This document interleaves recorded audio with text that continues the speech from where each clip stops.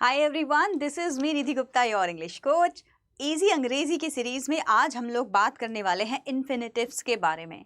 जब मैंने इसका बेस वीडियो बनाया था जिसमें मैंने वर्ब्स की बात की थी, तो वहाँ मैंने आपको बताया था कि हमारे पास दो तरह की मेजर वर्ब्स होती हैं, finite and non finite. Finite verbs के अंदर आपके main verbs, helping verbs, modal verbs, action verbs सारे के सारे आ जाते हैं, राइट। उसका एक चार्ट है जो मैं आपको दिखा चुकी हूँ। वीडियो नहीं देखा है तो वर्ब के पार्ट्स का वीडियो ज़रूर देखना। इसके बाद में जो नॉन फाइनाइट वर्ब्स हम लोग पढ़ रहे हैं उसमें हमने तीन मेजर फॉर्म्स पढ़े हैं। सबसे पहले हमने पढ़ा था जेरंड, फिर हमने पढ़ा था पार्टिसिपल, और आज हम करने वाले हैं इन्फिनेटिव। तो कहने का मतलब ये है कि जो इन्फिनेटिव है ये नॉन फाइनाइट वर्ब्स के ही पार्ट होते हैं, राइट। मतलब नॉन फाइनाइट वर्ब होती है बेसिकली। और नॉन फाइनाइट वर्ब का काम क्या होता है? ये कहने को वर्ब है लेकिन कभी वर्ब की तरह काम नहीं करती, राइट। ना तो एक जेरंड कभी वर्ब की तरह काम करता है, दिखने में वर्ब है जैसे looking, speaking, writing, listening, walking, right, लेकिन काम वर्ब की तरह नहीं करेगा। ऐसे ही जब हमने पार्टिसिपल को पढ़ा तभी भी हमने यही सीखा कि भाई दिखने में वर्ब है लेकिन काम किसकी तरह करेगा? एडजेक्टिव की तरह करेगा। आज हम लोग पढ़ रहे हैं इन्फिनेटिव, ये भी दिखने में बिल्कुल वर्ब है लेकिन ये कभी भी वर्ब की तरह काम नहीं करती, कभी नाउन, कभी एडजेक्टिव और कभी एडवर्ब की तरह काम करती है। जितना भी मैंने बताया आपको, अब हम उसको फिर से यहाँ लिखकर एक्सप्लेनेशन इसकी समझेंगे और इन्फिनेटिव्स को और बारीकी से समझने की कोशिश करेंगे। सबसे पहले इन्फिनेटिव होता क्या है? तो इन्फिनेटिव जो एक वर्ड है हमारे पास में, इसको हम लोग मान लेते हैं कि इन्फिनेटिव का मतलब होता है to form of verb, to form of any verb. मान लीजिए मेरे पास वर्ब है लर्न, LEARN, तो अभी इसकी टू फॉर्म बनाने के लिए मुझे क्या करना पड़ेगा? इसके आगे लगाना पड़ेगा टू, तो मेरा जो इन्फिनेटिव है वो बन गया टू लर्न। ऐसे ही मेरी जो इन्फिनेटिव है, मतलब वर्ब है, वो है हियर, तो मैं बोलूँगी टू हियर। मेरी इन्फिनेटिव है स्विम, हो जाएगा to swim. Buy, to buy. Clear हो गया? कितने ईजी हैं देखो इन्फिनेटिव। तो ये तो मेरे इन्फिनेटिव्स थे, इन्हीं से हम लोग जेरंड पार्टिसिपल भी बना सकते हैं। लर्न को बोल, टू लर्न को बोल देंगे लर्निंग, टू हियर को बोल देंगे हियरिंग, टू स्विम को बोल देंगे स्विमिंग, एंड टू बाय को बोल देंगे बाइंग, राइट। तो वो हमारे जेरंड एंड पार्टिसिपल हो जाएंगे। किसी को जेरंड और पार्टिसिपल को और अच्छे से समझना है तो इसकी जो सेपरेट वीडियो मैंने अलग अलग बनाई है, अंग्रेजी सीरीज जो हमारी चल रही है, इसी के ही प्लेलिस्ट में आपको मिल जाएंगी, तो आप उसको अलग से देखिए। अभी हम लोग बात कर लेते हैं इन्फिनेटिव्स की यहाँ पर, ठीक है। चलिए, सबसे पहले तो फॉर्मेशन क्लियर हो गई कि इन्फिनेटिव हम कैसे बनाते हैं। वर्ब में टू लगाकर, किसी भी वर्ब में टू लगा देंगे वो इन्फिनेटिव हो जाएगा। बेयर इन्फिनेटिव भी होता है जहां वर्ब से पहले टू नहीं लगता, तो वो भी एक बेयर इन्फिनेटिव होता है। वो अलग चीज है, कभी और किसी और क्लास में पढ़ाएंगे, आज हम लोग उसको डिस्कस नहीं करेंगे क्योंकि बहुत ज्यादा कंफ्यूजन हो जाती है, ठीक है। अब बात आती है कि ये जो वर्ब हमने बनाने सीख लिए, इन्फिनेटिव बनाने हमने सीख लिए, इनको यूज कैसे करना है किसी भी सेंटेंस में। तो हर इन्फिनेटिव किसी भी सेंटेंस में तीन तरीके से यूज किया जा सकता है बच्चों। Usage number 1, usage number 2 and usage number 3। सबसे पहले किसी भी इन्फिनेटिव को हम एक नाउन की तरह यूज कर सकते हैं, ओके। नंबर 2, किसी भी इन्फिनेटिव को हम एडजेक्टिव की तरह यूज कर सकते हैं। नंबर 3, किसी भी इन्फिनेटिव को हम एडवर्ब की तरह भी यूज कर सकते हैं। अब आप लोगों के लिए जो मेजर चंक है समझने का वो ये है कि आपको एडवर्ब कैसे यूज करना है, एडजेक्टिव कैसे यूज करना है, नाउन कैसे यूज करना है, वो आना चाहिए। अब जैसे नाउन यूज करना काफी इजी है, सबको ज्यादातर पता ही है कि नाउन सब्जेक्ट और ऑब्जेक्ट की जगह पे यूज होता है, नाउन एंड प्रोनाउन, राइट। अब एडजेक्टिव कैसे यूज होता है, एडवर्ब कैसे यूज होता है, ये भी आपको पता होना चाहिए। मैं कोशिश करती हूँ आपको थोड़ा थोड़ा जब मैं आपको पढ़ा रही हूँ तो बताती जाऊँ। यहाँ तक का सबको क्लियर है? तो तीन यूसेज है इन्फिनेटिव के। नंबर 1 नाउन की तरह, एडजेक्टिव की तरह और एडवर्ब की तरह। बनेगा कैसे, सेंटेंस में लगेगा कैसे, चलिए आइए नेक्स्ट स्लाइड पे हम लोग सीखना शुरू करते हैं। तो हम लोग बात कर रहे हैं किसकी? इन्फिनेटिव्स की, इन्फिनेटिव्स, ठीक है। चलिए, सबसे पहले हम लोग सीखेंगे एज अ नाउन हम लोग इन्फिनेटिव को कैसे यूज कर सकते हैं। नाउन के लिए मुझे यहाँ एक इन्फिनेटिव चाहिए और बाकी का सेंटेंस पूरा करना है, राइट। जैसे याद है मैंने पहले बनाया था, sleeping is the best thing I love, I like, sleeping मुझे सबसे पसंद है। Walking is a good exercise, walking एक बहुत अच्छी एक्सरसाइज है। Smoking is injurious to health, यहाँ मैंने हर बार क्या किया था, नाउन की जगह पे जेरेंड यूज किया था। सब लोगों को याद है जेरेंड वाली वीडियो, उसमें मैंने हर जगह यहाँ पे एक जेरेंड लगाया था, फिर सेंटेंस पूरा कर दिया था। जस्ट फॉर एन एग्जाम्पल मैं एक बार और आपको बता देती हूँ मैंने क्या लिखा था। मान लीजिए मैंने लिखा स्मोकिंग, ठीक है, smoking is injurious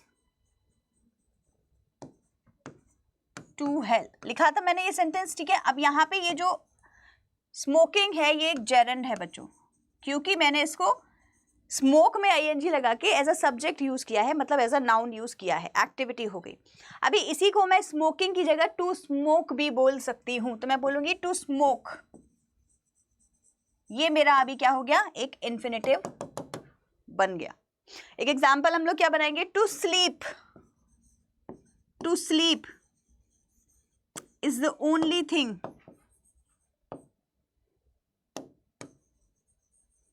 I want in my summer vacation, मतलब स्लीपिंग ही है जो मुझे चाहिए मेरी समर वेकेशन में, और मुझे कुछ नहीं चाहिए। तो मेरा यहाँ पे जो टू स्लीप है बच्चों वो क्या बन गया, जो मेरा टू स्लीप है वो मेरा क्या बन गया, वो बन गया मेरा इन्फिनेटिव। तो इजी है जेरेंड से इन्फिनेटिव और इन्फिनेटिव से जेरेंड बनाना। अब ऐसा होता नहीं है कि हर जगह आप किसी भी जेरेंड को इन्फिनेटिव कर दें, हर बार नहीं होगा, इसीलिए इन्फिनेटिव्स अलग होते हैं और आपको वो याद भी करने पड़ेंगे। जैसे कि टू लगा के किसी भी वर्ब में एज अ नाउन आप इसे यूज करें, तो ये हो गया हमारा नाउन की तरह यूज करने का तरीका, क्योंकि यहाँ पे जो हमारा इन्फिनेटिव है वो एक नाउन की तरह यूज हो रहा है। To sleep is something what I want.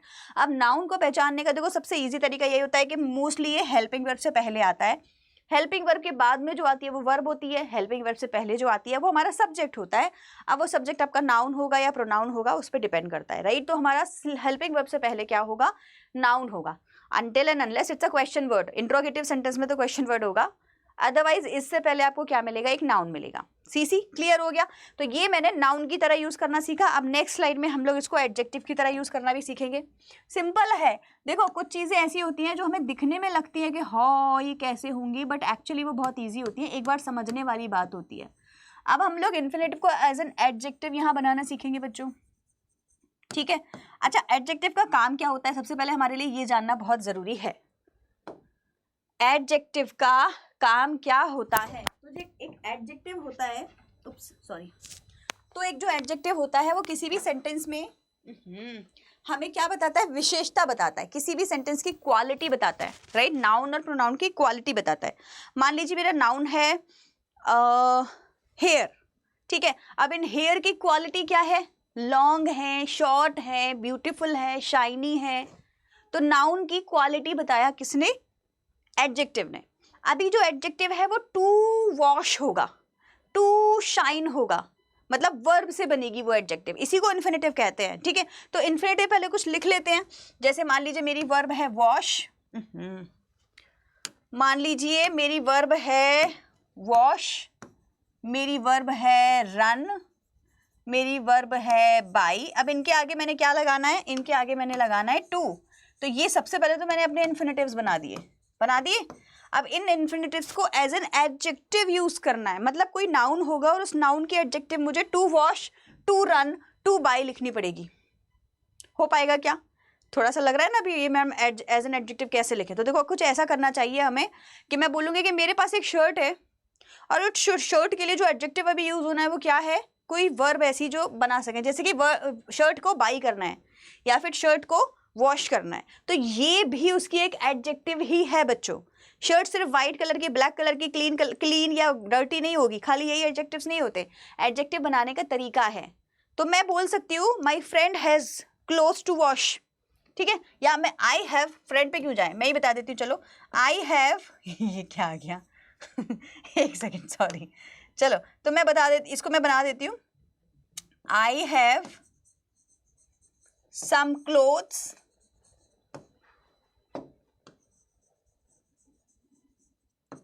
To wash. अब देखो इस सेंटेंस में अगर आप ढंग से देखोगे तो आप नोटिस करोगे कि मेरे पास कुछ है, क्या है, क्लोथ्स है, अंडरलाइन करते हैं कलर से, ठीक है, दूसरे कलर से। क्लोथ्स का करना क्या है, उनको वॉश करना है। तो एडजेक्टिव क्या होते हैं, नाउन और प्रोनाउन के बारे में एक्स्ट्रा इन्फॉर्मेशन देना, विशेषता के साथ साथ एक्स्ट्रा इन्फॉर्मेशन देना। तो यहाँ पे टू वॉश हमारी क्या बन जाएगी, एक एडजेक्टिव बन जाएगी, ठीक है। ऐसे ही I have few things to buy, मुझे कुछ चीज़ें हैं जो खरीदनी है, तो फ्यू थिंग्स है और फ्यू थिंग्स की एक्स्ट्रा इन्फॉर्मेशन क्या है कि उनको मुझे खरीदना है, टू बाय। तो हमको जो एडजेक्टिव है वो इस तरीके से ढूंढना होता है। और हम जैसे ये जो टू वॉश लिखा हुआ है लास्ट में, ये हमारा क्या बन गया, अब इन्फिनेटिव बन गया, यूज्ड एज एन एडजेक्टिव। आप अगर इन्फिनेटिव्स को पहली बार पढ़ रहे हैं तो हो सकता है ये आपको थोड़े थोड़े डिफिकल्ट लगे, लेकिन हम लोग बार बार प्रैक्टिस करके इनको ईजी कर सकते हैं। नेक्स्ट हम लोग पढ़ने वाले हैं इन्फिनेटिव एज एन, चलो चैट सेक्शन में लिख के बताओ मुझे नेक्स्ट क्या है। नेक्स्ट है इन्फिनेटिव एज एन एडवर्ब। अब एडवर्ब की क्या क्वालिटी होती है, एडवर्ब का काम क्या होता है, एडवर्ब क्या करता है, किसी भी सेंटेंस में वर्ब के बारे में ज्यादा इंफॉर्मेशन देता है। ये हमेशा याद रखना, एडजेक्टिव नाउन के बारे में ज्यादा इंफॉर्मेशन देता है, एडवर्ब वर्ब के बारे में ज्यादा इंफॉर्मेशन देता है। तो अब जो मैं बनाऊंगी उसमें मैं एडवर्ब में मतलब मैं क्या करूंगी, वर्ब के बारे में ज्यादा इंफॉर्मेशन जानने की कोशिश करूंगी। तो सेंटेंस में मुझे कुछ ऐसा बनाना पड़ेगा कि I went to the park to play। आप देखो इस सेंटेंस को ध्यान से देखेंगे सब लोग, मैं गई कहीं पर, तो मैं गई। अब इसमें ना दो एडवर्ब है बच्चों, लेकिन दोनों एडवर्ब इन्फिनेटिव नहीं है, क्योंकि टू बस एक ही से पहले आ रहा है। किससे आ रहा है, किससे पहले टू आ रहा है बताओ जरा, टू आ रहा है प्ले से पहले, तो to play is an infinitive. और ये जो इन द पार्क है, I went to the park, I went के आगे टू ही लगता है इसीलिए यहाँ पे टू लगा हुआ है। ये जो द पार्क है ये भी एडवर्ब ही है, लेकिन ये हमारा दूसरा एडवर्ब है, ये हमारा इन्फिनेटिव है बच्चों, क्योंकि यहाँ टू लगा हुआ है, ठीक है। तो आई वेंट, मैं गई कहाँ, पार्क में, किस लिए, वेंट के लिए ज्यादा इन्फॉर्मेशन मिल रही है टू प्ले से। एडवर्ब का हमेशा ध्यान रखना, जो एडवर्ब होता है ना वो क्या करता है, किसी भी सेंटेंस का हाउ, कोई भी काम जो हुआ है वो क्यों हुआ, कैसे हुआ, व्हेन कब हुआ, वेयर कहाँ हुआ के बारे में, टू व्हाट एक्सटेंड ये भी होता है ना, कैसे हुआ, तो कोई काम कैसे हुआ, बढ़िया हुआ, कब हुआ, कल हुआ, कहाँ हुआ, वहां हुआ। इन चीजों के जो आंसर होते हैं वो एडवर्ब में लिखे होते हैं। आप देखो, आपसे मैंने पूछा मैं जा रही हूँ, मैं गई थी, कहाँ गई थी, वेयर, पार्क गई थी, राइट, ये मेरा क्या हो गया, एडवर्ब हो गया। फिर मैंने पूछा किस लिए गई थी, वाई भी होता है, वाई भी होता है, किस लिए गई थी, टू प्ले, तो ये मेरा क्या हो गया, इन्फिनेटिव हो गया, ठीक है बच्चों। तो ये इन्फिनेटिव पहचानने का आपका तरीका है। तो वर्ब के बारे में इंफॉर्मेशन बताएंगे तो वो एडवर्ब की तरह यूज हो जाएगा, नाउन के बारे में ज्यादा इंफॉर्मेशन बताएंगे तो एडजेक्टिव की तरह यूज हो जाएगा, और एज अ नाउन भी किया जा सकता है। तो इन्फिनेटिव आप तीन तरीके से यूज कर सकते हैं। अभी एक होमवर्क के लिए मैं आपको देती हूँ, आप मुझे बताइए क्या आप इस सेंटेंस में इन्फिनेटिव ढूंढ पाए या नहीं, ठीक है। ओहो, सेंटेंस है आई वेंट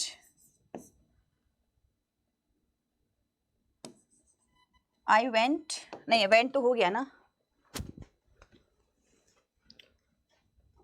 एग्जाम्पल और सोच के बताते हैं, रुको एक मिनट रुको, मैं एक एग्जाम्पल आप लोगों से पूछती हूँ, आप लोग मुझे बताना।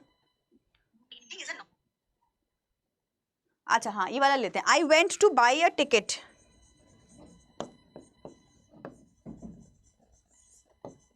आप मुझे बताइए क्या इस सेंटेंस के अंदर आप बता सकते हैं कि इन्फिनेटिव कहाँ है, अगर हाँ तो मुझे वो आपको कमेंट सेक्शन में बताना है। आई होप इन्फिनेटिव्स आपके लिए क्लियर हो गए होंगे। नेक्स्ट वीडियो का वेट कीजिएगा, हम लोग फिर से सीखेंगे इंग्लिश को और आसान तरीके से। Till then bye everyone and take care.